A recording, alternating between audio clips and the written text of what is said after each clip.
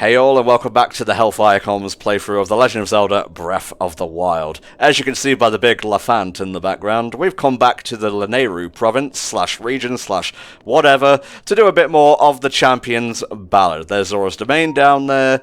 That little glowy thing in the distance is where we can find the waypoint, or like guidance beacon to the next trials, and I guess we'll find Cass there, so let's go give him a jingle, a bell, a call, or whatever.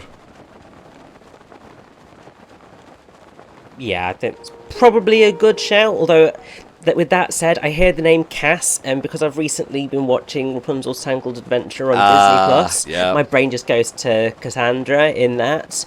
Although it's really annoying because they only have Series 1 on there and not the other two series, so I'm kind of just like, what the hell, Disney? Get that sorted immediately. Yeah, that's really, really stupid. They don't even have Dave the Barbarian on there right now. I know! The jabbers! Yes. Dave, thinking quickly constructs a megaphone using a squirrel, some string, and a megaphone. That should be in every single child's animation, is character made item X using a squirrel tape and item X. Like,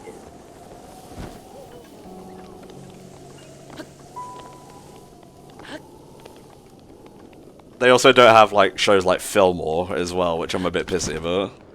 that's... I mean, I was gonna make a weird-ass joke that, the only Disney cartoon I've cared about in the last 10 years is Gravity Falls, but no, these are some of the best things that Disney has made. Why aren't they accessible online? Well, at least it seems they're not taking stuff down like HBO Maxes. At least they're gifting us one more Infinity Train. Just one more, but it's infinite, so like we can do with it what we want.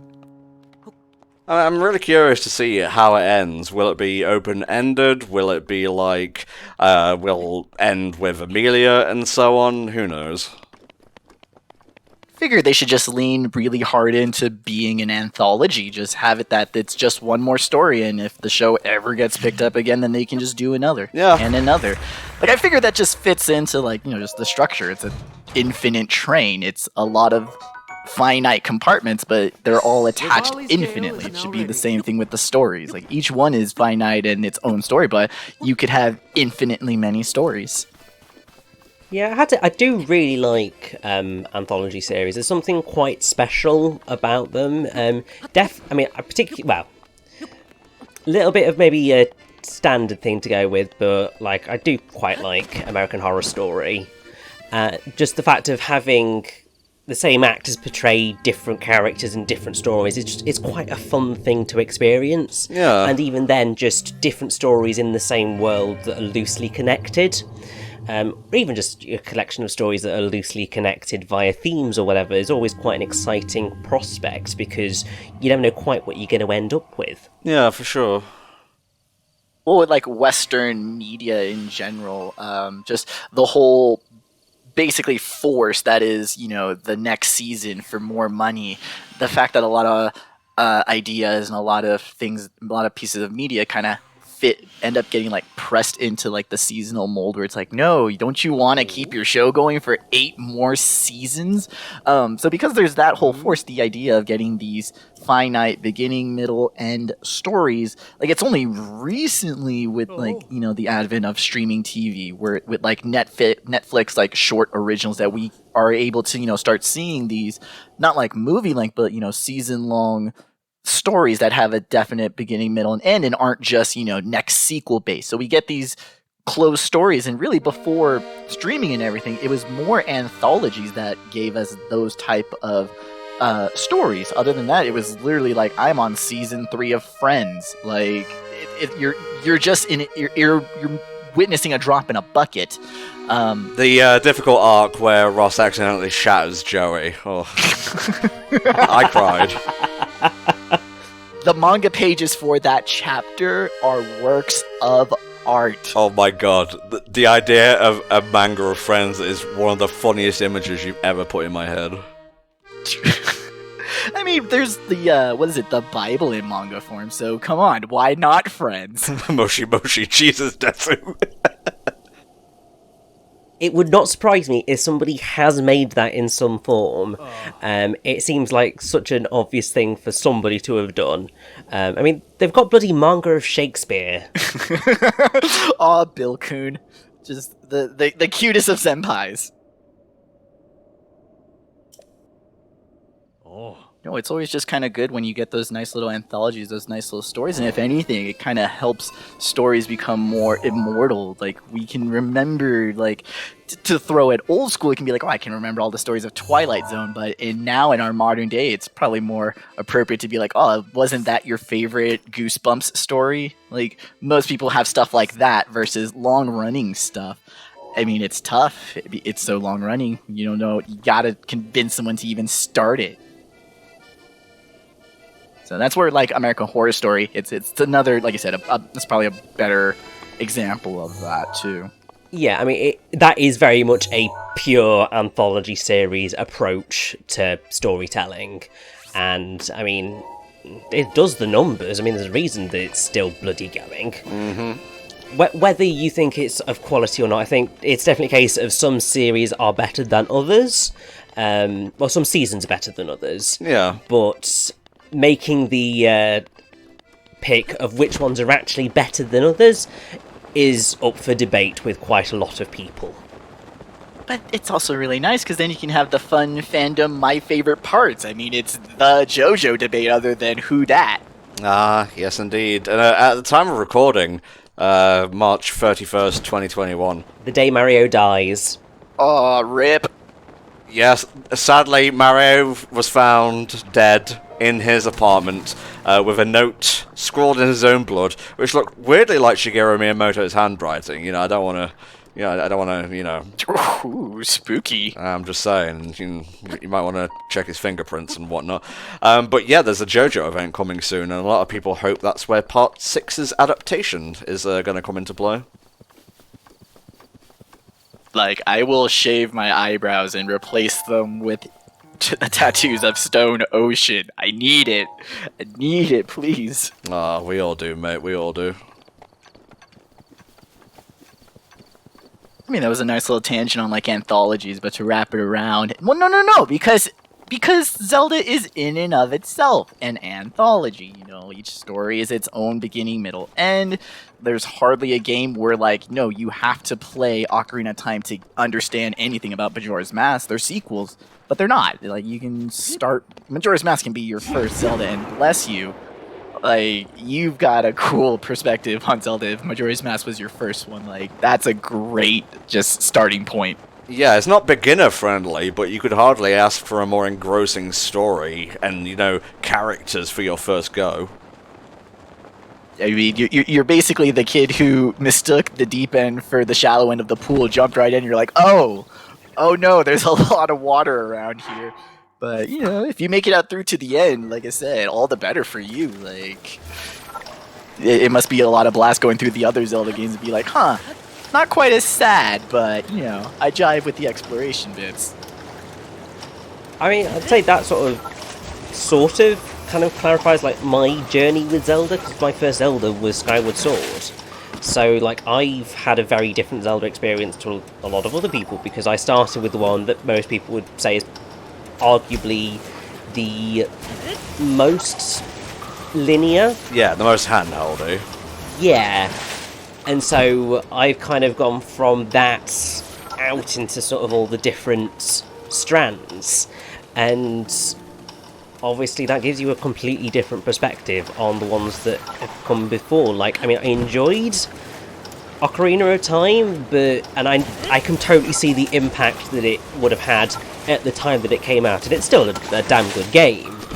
But you could see the bits where it had aged, and just like, we've moved on a bit since then. Video games have come a long way since Ocarina of Time. Sonic has had a rough history. Oh no! Well, there's my article. You know my number, Kotaku. Give me a ring. Jeff Gertzman, looking at you, mate. Give me them bells. Give me 3 rings. Don't know why I brought Jeff into it. It's probably, again, tangentially related to Zelda with the 8.8 for Twilight Princess and whatnot. I mean, isn't everything tangentially related to Zelda? It's like a whole freaking microcosm. Like, everything has had some sort of reference to Zelda, has been touched in some way by the Zelda touch. Indeed. Oh, yes, the secret stairway. So, first step is that, I mean, that will work. But the main thing is that you want to create a platform from the bottom up, holding the middle of the two main blocks up for you. Right. You can bring that block down with us, because we're going to have to do a bit of stuff at the bottom anyway. Sha-sha. Yep, that works. So bring this block down with us. Yes, there we go. Then you want to destroy that ice block there. Move this block under the left-hand side. You want it to be completely flush with the left-hand side of the top block. So that should be perfect, I hope. Then you want to put an ice block underneath that one to lift it up. Then you want to put an ice block in the gap to the right of that block that we've just lifted. So you see that little gap in the middle of the metal blocks? Say again, Rich? You see that gap in the middle of the three metal boxes? There's. Yes, you want to put an ice block there. Clever girl. Then... I'm just going to double check what it's saying to make sure that I am definitely... Right, yes. Oh, God. So what you want to do now is you want to pull the metal block out. So the metal block on the left that's holding up there, you want to pull that out. And then you want to lift the metal block on the right up using this block.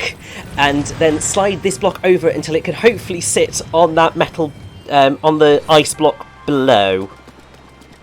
I mean, that sort of works. Oh, shit! Oh, shit! Come on, Link, you can jump! Yeah. So, I mean, that wasn't necessarily the intended route up to this path, but it did the job. So, honestly, I will take it. Yeah. Bro, every solution is the intended solution of Breath of the Wild. Like, it's ingrained in the game design. Like, we did it. He did it, actually. I watched and didn't take, like, but 3 breaths throughout that whole thing. I was... Holy shit. Wow. Like, even this guy can't believe it. Like, holy shit. The guide that I was using there, which is Polygons, does say that there are probably a million ways to solve it, and clearly there are. It's just that, obviously... They went for consistency of approach. Mm-hmm. I feel like I just earned my engineering degree just by watching that, so thank you. Thank you, you two, for that.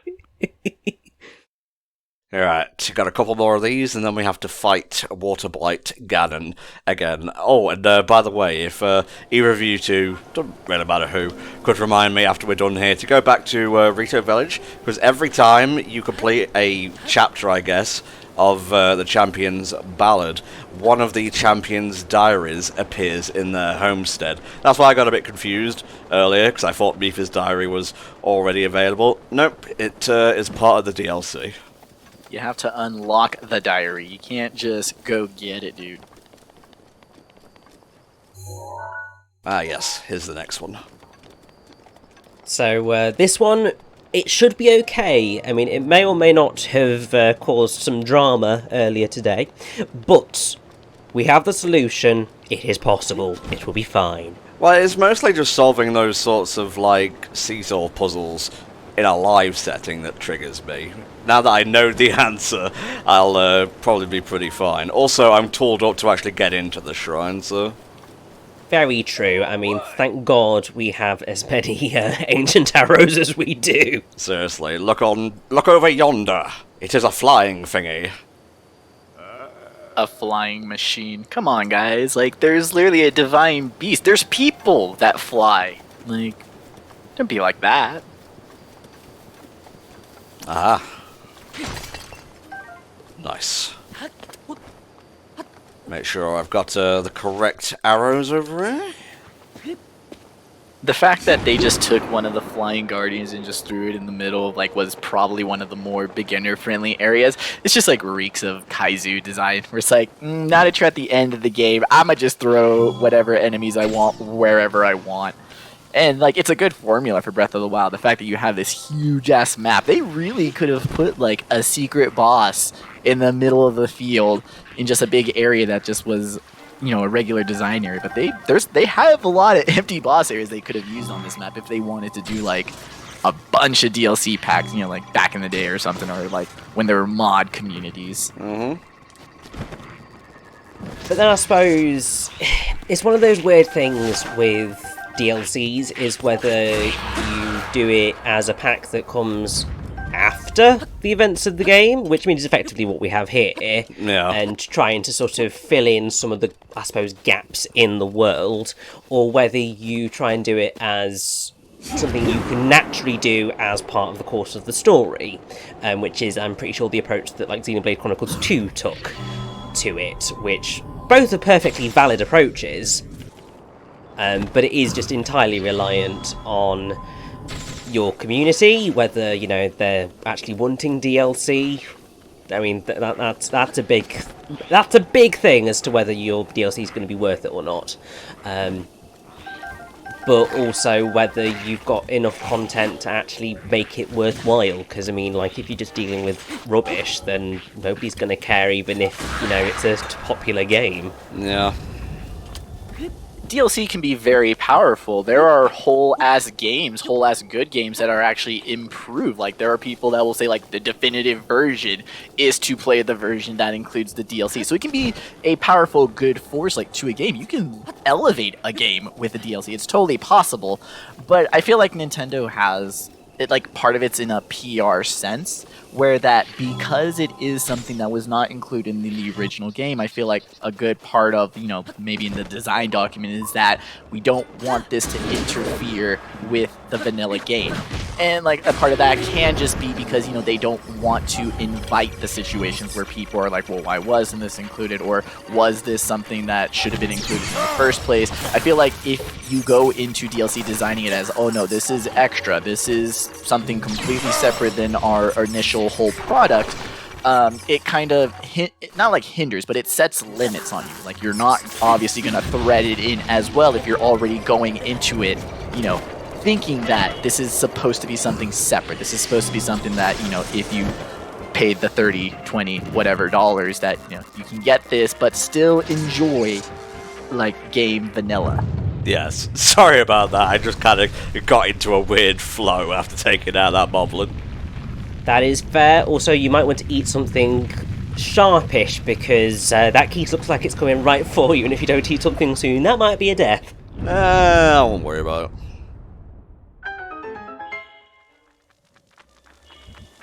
Oh, that's... Oh, Mifa, of course. This man was ready. There we go. Where is my bloody thingamabob? It was around here before. My great bow. Rivali's gale is now ready. I think it might have vanished in the tumult. It broke. It's what all the weapons in this game do. They break. Ah, hearty truffle. Nice. And there's the shrine. Good stuff. So yeah, I made sure we had plenty of ancient arrows for that, because we'll need them when we go into Hyrule Castle. Oh, God, yes. I mean, if you're not prepared to take on basically the nest of guardians with the anti-guardian weapons, well then, I mean, Zelda is not a game for everyone. Might I recommend Elmo's Number Adventure? All you have to do is collect the numbers, and it gets you to the credits. Oh man, that's hard. Have you heard about what comes after 2? 4? I thought it was 7. It's something even more dangerous before that. The dreaded 3. We're all gonna have to figure this out, because I mean, if we can't get past Elmo's Number Adventure, how are we gonna have any hope of our Elmo's Alphabet Adventure playthrough? I mean, we're just gonna be fucked. We're gonna be here all day. The redos, my friend, the redos. Very true. Look at this man making plans for future HFC playthroughs. I'll be sure to give me access to the Google Doc so I can edit it. Okay. Right, so what I want to recommend for this is if you try and put it level with the second left-hand block and the top of the sort of... So you see your bottom left seesaw. Uh-huh. You see the block that is just below it. Uh-huh. You want the top of your ice block to be level with the top of that block, and the right-hand edge of your ice block to be level with the left middle block. Yeah, that should do it. And then what you want to do in terms of the bounce back is you want to create more of a step on that one. Son of a bitch. Okay, so what you're going to want to do is that block there, you're going to want to have it a bit closer to the right. Yeah, that there should hopefully do it. But since you can only do 3 blocks, you're going to have to go and reset your top one. It never ends. I'd say I do kind of wish that they'd let you do at least 4. Because, I mean, well, admittedly that would make this puzzle really, really simple. But... I feel that's a valid power-up. I mean, Zelda is definitely a series where by the time you get to the end of the game, you feel pretty overpowered. So I feel like, the ability to cast one more ice block than is really necessary, I feel that's very fair in terms of, like, Zelda late-game power-ups. Because, again, this is meant to be a late-game puzzle. Like, we can't get here until we've done all the beasts. Mm-hmm.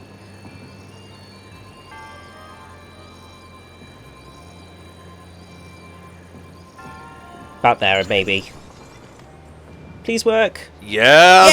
Yay! Hey, physics. Ballin'. Literally. What are you doing? Ooh. Just needed to wait for the launcher. Booyah. Oh, thank you, Jesus. To the 3 goddesses and the Hylia goddess who made them, or... I'm actually not quite sure how that really works out. There are many goddesses. We shall pray to all of them just to be on the safe side. It's the safe bet, really, when it comes to like these type of fantastical worlds where there's different tiers of gods and goddesses and dragon gods and whatnot. It's like, might as well just pray to all of them. Just be ready to give a sacrifice to any of them. Alright, you got 2, now you just need 1 more, and then it's on to the Goron place. How sad, too, that, like, with these monks for this particular challenge, like, their congratulatory messages, like, 2 remaining, there's 1 remaining. It's like, someone drew the short stick in terms of monk, like, assignment duty. Yeah, it's like, we're not really individuals, we're part of the collective, sort of thing. The Sheikah are, like, some Borgas, like, reference there. Alright, I forget what the last one is, actually. So it's called the melting point. Ooh. Okay, so there's 1 there, there was 1 there. I didn't actually catch where the other one was. Go up to the right. Uh-huh. It's that sword that you put up next to Ulria Grotto. Yes, it's not really anything. I guess I could go here and then just, like, fly down. So, I mean, that is going to be your closest one. There is technically a shrine closer, the Knai Shaka Shrine. But... yeah, it's alright. Though you are probably going to put on some thermals to do a bit of floating. A bit nippy, yeah. I love how Richie is the mom of this playthrough. It's like, you should probably eat some food, dear. If you're gonna go on the mountain, put on some thermals. It's like, thanks, Mom. Like, we know how to adventure. I refuse. Although, I think I may have just, merged 2 different meanings of thermals into one. Because it says use one of the thermals, so it's one of the, the geyser smoke steam bits to float up to the top. That's what it meant. You mean thermal in the Animorph sense. Basically, yeah. A little bit of context for someone who only skimmed through Animorphs and, the evolving pictures thing. So, because one of the characters is trapped in red tail hawk form, and all the books are from first person perspective. There are books where he's the narrator, and there are whole ass scenes where he talks about how much he loves flying. Tobias, yeah. And because the author K.A. Applegate wanted the books, like, apparently the main message of the book was supposed to be that animals are awesome, not that war causes PTSD and that war is bad. But because she wanted to, like, share with children the joys of how animals work, the books that are Hawk narrated involve a couple of scenes where he talks about how much he loves thermal updrafts because it allows him to, elevate in altitude, allows him to fly without having to, flap and generate the uplift with his arms. But instead, the books have a lot of scenes where they're like, oh man, thermals are so fun. Thermals are like the best thing ever. So it's become like a dog whistle for fans in the community where they're like, oh man, don't you love a good thermal? And it's to reference back to those books with that particular character as the narrator. Right. So what you're going to want to do is you're going to want to speak to the Zora that are just there by the campfire. Ah, Muzu. Weren't you, like, just in the Zora domain? You know what? No questions. That was hours upon days upon weeks upon months, mate. He never moves. Well, the morning sun is newly born. Follow the path of light to the trial. Wait until it's daybreak and then fly down to a thing. Basically, yes. So, I mean, we're not a million miles off. It's somewhere around 5 o'clock in the morning. A distance easily cleared if we had a movable piano that we could play while walking those million miles. That turns it. So we should, if we look down, there's a blue ring. So fly to that and we're done. Pretty simple one, honestly. Very simple to unlock, apart from, the Flying Guardian there, but... This is a cool looking region as well too, with all the cliff edges and the bridges between them all. Like, let's add to the list of Breath of the Wild is a pretty game with really pretty locations. Oh, majestic. See, this was like my favorite thing to do in the early game because I had no stamina. I was like, how far out into the ocean can I just paraglide myself out? Turns out pretty far, but you're just going to end up drowning in the ocean. Turns out there's no shrine here, and it was just a trick. The Sheikah just have their wild ways, and sometimes, they want to throw a curveball to the potential hero of the wild. Like how this one doesn't even have an island, like, at all. It's just the shrine. How is it even floating? It's not. It's just a big pillar, I guess. Same concept as, like, how islands work. It's actually just the top of a really, really tall underground shrine.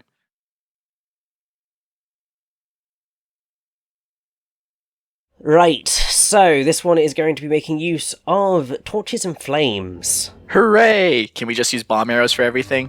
No. So you got your torch there, nice and simple. I think I've already got a torch, so... We got a flaming sword. Yeah, well that is true. So you want to run over and then you want to melt one of those blocks there until it is small enough for you to be able to pick it up. Oh.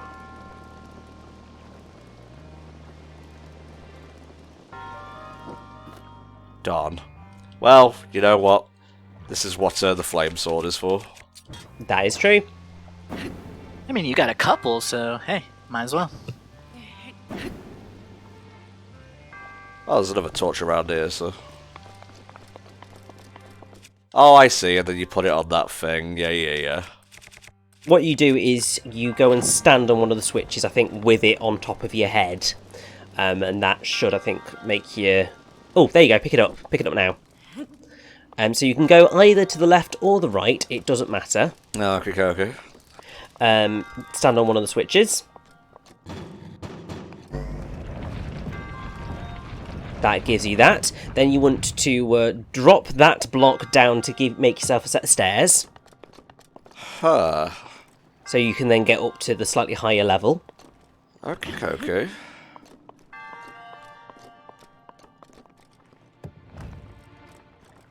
Then you want to melt the first 2 blocks across the backside to reveal the tunnel. Okay. So this is going to get us the item. I'm just going to say let's just go for it, because otherwise I'm going to get confused as to where the hell we are. Oh no, you don't want that. Well, at least I'm on the platform now. You have the higher ground, Tom. Higher ground. This is elevated, I'll give you that. This one was called Melting Point, right? Have we had a challenge called Freezing Point? I have no idea.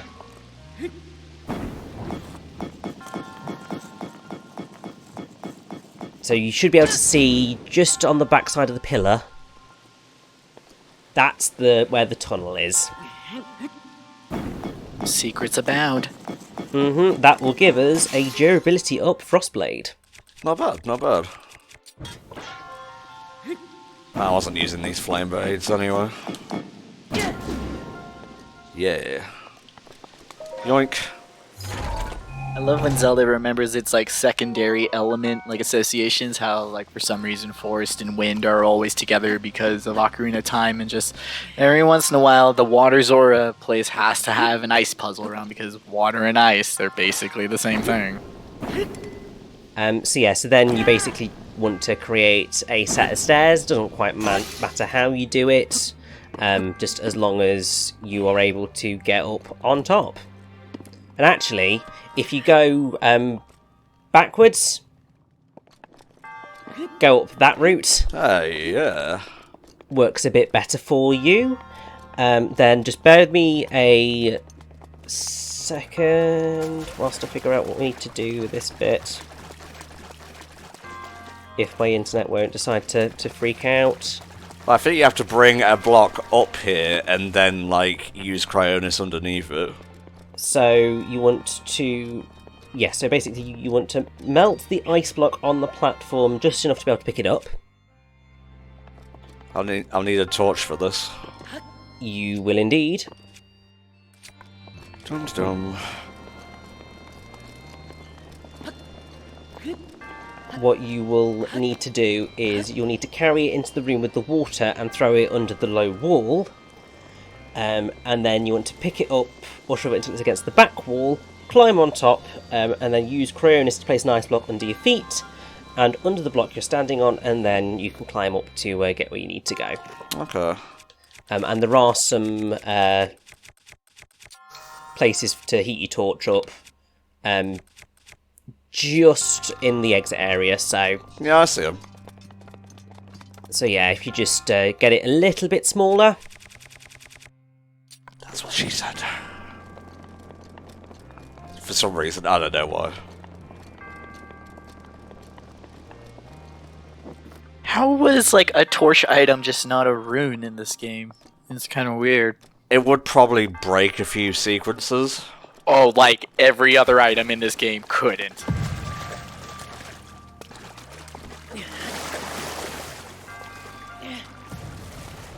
There we go. So, basically, yeah, just get it up against that back wall. Keep pressing drop instead of throw. To be fair, in this game, those are very easily confusable actions. Like, there were so many times I thought I was going to drop my bomb, and I ended up just launching it. It's like, no! I needed that! Yeah. Oh, Lord. If the ice physics at the end had just, like, fucked you right over that, there would have been some insanity. Ah, well. I'm built differently. I'm insane is what I'm trying to say. There we go. And now it's time to face Waterblight Ganon, who actually might be the toughest, like, Blight refight in all of the Champions Ballad. It's kind of why I wanted to get him out of the way first, really. So one thing to remember is that you probably want to drink an elixir or a meal that will give you a temporary boost before you go into the fight. Mm-hmm. Mostly either attack up or speed up, because either, you know, ends the fight sooner or gives you a bit more speed to get around the area. You got it, Matt. I feel like the end result is the same for both of those. Like, you can use the power up to make the fight go faster, or you can use the speed up to, get this, make the fight go faster. Like, multiple again. All solutions are the intended solution for Breath of the Wild. Like, figure it out. There we go. Alright, let's see what I got here. I think it's really funny, just the word refight used in a Zelda context. It's like some domain of memory, Kingdom Hearts as shenanigans. Like, wow, we've come a long way, haven't we?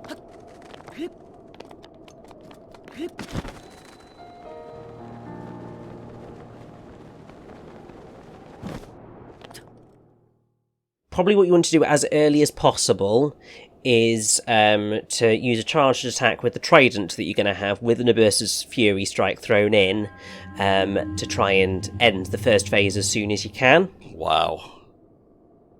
He has 2 attacks during the first phase, Stabbing Thrust with a long reach and an Energy Blast when you're standing too close. So you kind of want to go in, move away, go in, do away, hit and run tactics. Uh-huh.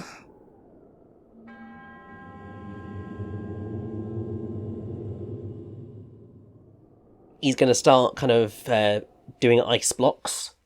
You want to find a platform to stand on, preferably one adjacent. So it's alright, mate. I remember the battle just fine. Okay, that's fine. And you're going to need to use a bit of stasis. You got it, mate. All day, every day. Yes. All day, every day, indeed. Oh. Why'd you put me in cosplay for this fight, bro? What are you trying to tell me? It is a little interesting, though. Yeah, that they change up his outfit because the game really doesn't do that all that often. Usually, it's just for like the important Zelda memories to show him in the champion tunic. But really, like the game is pretty a-okay with whatever outfit you decide to put on. Yeah. It's kind of funny that for this fight they were like, no, you got to look like this, hero's garb and all that. I suppose it's because they're giving you certain weapons. It makes sense that they match it and give you certain clothing as well, to give you the right aesthetic, shall we say, for the fight. You said my word.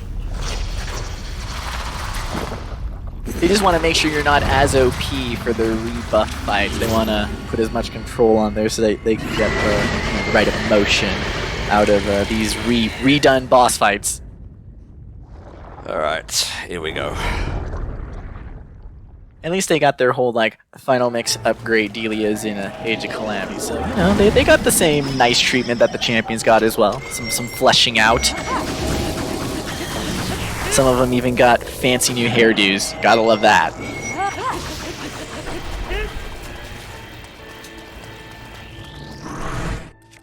Apparently bombs are recommended for this. Well, I mean, bombs are always recommended in some form, aren't they? Yes, especially when you blow yourself up with them. The longest of reach.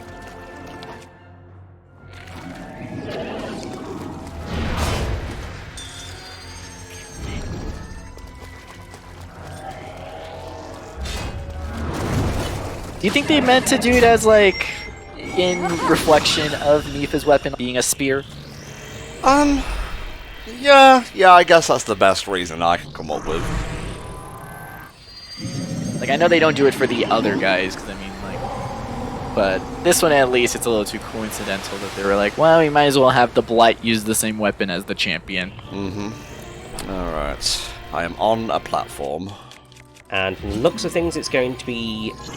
Yes, it's adjacent to him, so if you get stasis out... Stasis? Stasis, or you can go that route. That also works. Well, because if you use stasis and you hit it, and basically aim it at him, proper good massive attacks. All the conservation, just make sure it goes flying. Hey! Hey! That's the ticket. That's what Nintendo intended for us to feel and enjoy.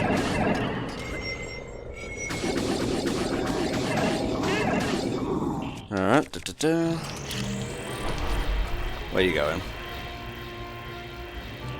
I think it's kind of neat, him hanging from the ceiling too. It's kind of like a bongo in Ocarina of Time as well. You did it! A little bit janky, but we got there. And if I can beat him, I can beat the others, no problem. No, my precious ice block plan. It's ruined me.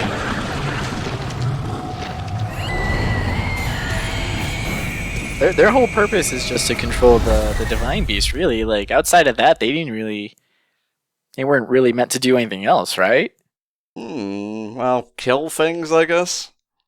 I mean, yeah, Ganon's malice comes with that, like, common denominator that's just meant there to fuck with Hyrule.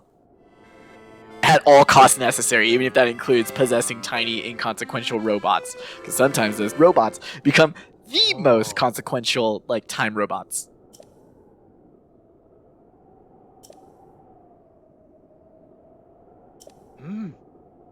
Alright, give me your song. This is part of the whole point of this DLC, so be a bit shit if we didn't listen to him, eh?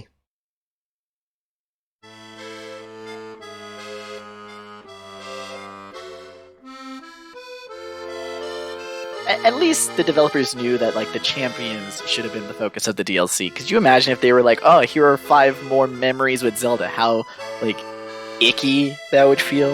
Like, yeah. I'm just glad that the Champions Ballad is on the champions. Like, that they're the ones that get all of the, exposition. And then, Link gets then the tangential exposition. Like, because he's there for all these fun little scenes, he gets a little bit developed without them directly being like, oh, so Link remembers that he also did this other thing. Well, I don't think Link's in this scene at all. Oh shit, he's not in this one. Oh fuck, Zelda development in my Zelda game. Actually, come to think of it, he's not in any of them. Gerudo Spirit, Urbosa. Well, I guess these really are the champions' ballads, because Hero of Time doesn't get a look, and it's just the champions that are getting the shine. Link's got a whole game of adventuring to like give him development. This is downloadable, additional, totally not interfering with vanilla game content. Oh! With baby Zoras. Sidon, hurry and swim up here. Mifa, perhaps he is still too young to swim up this big waterfall. Please don't patronize me, princess. We fish people can swim the moment we're born. I must leave him to face my fate with Ruta. Throw in all the extra mama drama of like, how dare my best friend like you? How dare he? Yeah.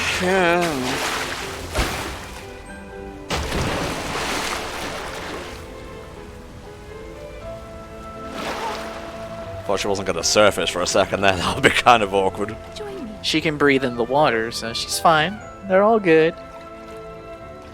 We'll go together so you can get a feel for it. Where's my babby Sidon amiibo? Let's go. It's very true. I think a lot of people would have gone and bought that. Oh my god, his baby Sidon, he's in Age of Calamity. Is he playable? It's just big boy version, right? It's just the big boy version, yeah, and he uses dual tridents. Badass. Hell yeah. Does Big Boy Sidon, like, meet Baby Sidon, thus creating, like, a reality collapsing calamity? No, as far as I'm aware. Oh, good. Understood? Oh, look at him.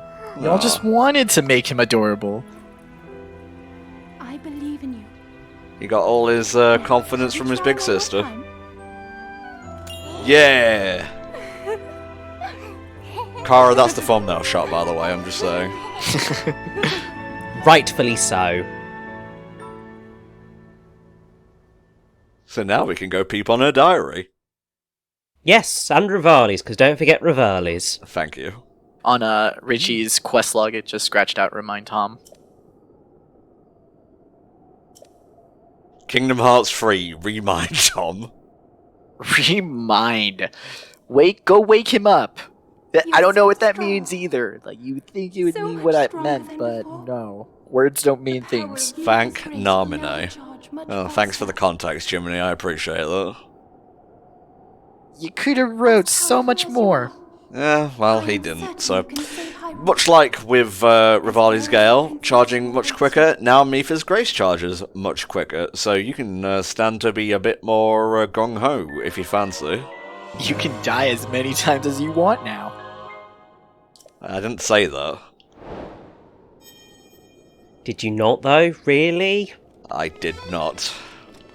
Mipha's Grace just unlocks like a whole degree of recklessness in Link. He's like, you know what? I can do whatever I want. 50-yard drop? Not inconsequential. My bones can be healed. No problem. Alright. It's diary time. Yay! Invasion of privacy, yay! Of multiple characters. Yeah, and also, Tom, you seem to have gotten into a habit with this, because, I mean, you were doing it in Bug Snacks, and you're doing it again here. Like, you really do like snooping on people's diaries. Don't judge me across playthroughs, alright? You weren't there. You don't know, man, you don't know. This is true, but I did watch it, so I lived it through it with you vicariously, and that means that's as good as being there. God, Helldragon might not be part of the group anymore, but he definitely took his, mantra to heart, didn't you? Oh, there goes the attack up. It served us well, so it did. Had it when we need it, now we don't need it no more. Ah, here we go. Yes, I will. It's just sitting right there, like not even just here. Everyone, come take a look. So Link was 4 when he met Mipha originally. Aww. I'm just going to paraphrase here. Even then, 4-year-old Link was basically a Chad and could take down knights and whatnot. The ultimate is Chad and virgin would-be Zora suitors. Yeah. Cannot compete with Chad Hylian. Everyone wants that big HC. Figure it out yourself. Also, I'm sorry, did you just see a bit of a plot point that basically means that Link wasn't always mute? Well, that's true. We know this. Yes, but it's the whole thing of he speaks less and less. Obviously, there's the point now where he doesn't really say anything at all. Well, we don't know if the spring of revitalization, whatever, if it doesn't come with side effects, such as a decrease in vocal capacity. We don't know. No one's tested it. Like, Zelda literally just tried it out on the first person who was at death's door. She was like, well, I have this available. Might as well try it out. It's true, but that bit of text there in Mipha's diary seems to suggest that Link's mutism came on a lot sooner than his trip to the Shrine of Resurrection. It's the price of duty. It's the price that time places on its chosen heroes. That line about Daruk bringing Mipha closer to Link will make sense at the end of this. Ooh, foreshadow. Is it foreshadow? Yeah, I guess. Ah, Ocarina of Time reference. Ooh, all timelines. It's all timelines. It is written, only Link can bang fish people. It's a tradition at this point. I'm not making it up. I mean, you're not wrong. It is basically a tradition. Just why y'all really want the hero to be with the fish girl? Like, do you want to talk about it? Is there a particular reason? No. I tell you what. It's all the people who watch Shape of Water, except they wanted it to be the other way around. Oh, well, I mean, Shape of Water, the issue with that is that most people thought that it was, like, the disease when it's just a symptom. Like, come on. Like, if that was your first, like, toe dip into, wait, I can fuck the monster, then might I interest you in some queer literature? Might I introduce you to Renamon? Jesus Christ. Oh, Lord. Gardevoir? Yeah, the whole shebang. It's it's a whole force of nature. Any female, vaguely humanoid Pokemon generally gets that treatment. I don't like this conversation. Neither do I, but... Not in the village of bird people. No. This is a sacred place. Oh, is this it? Yeah. Let's do it. Well, at least this diary isn't displayed on a pedestal in the center of town. He's liking it. He's liking all the praise and whatnot. Cool. See, this is where he's starting to develop Rivali's Gale and whatnot. I think it's funny. You have a whole ass character where it's like, ego just can't be your entire personality. And he's like, yes, it can. And rightfully so.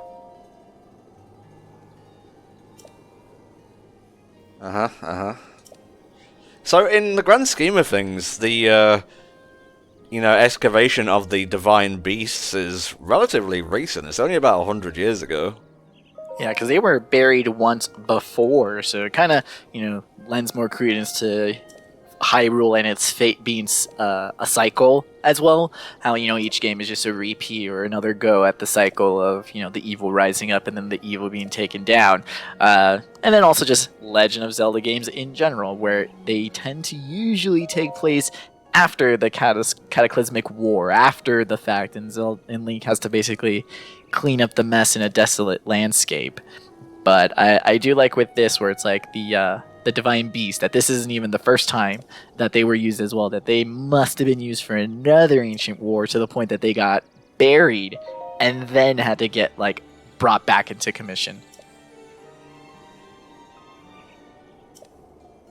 Yeah. Scarf is a good aesthetic. When in doubt, add Scarf. It adds +3 charisma, +2 douchiness.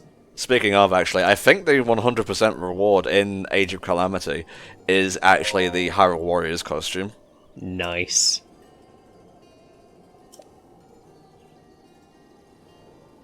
Link didn't say a word. He must be fucking stupid. Reasonable assumption if he literally just looks at you and just goes, there's just nothing on his face whenever he looks at anything. Brain scan just reveals endless Swedish pop music playing in that noggin.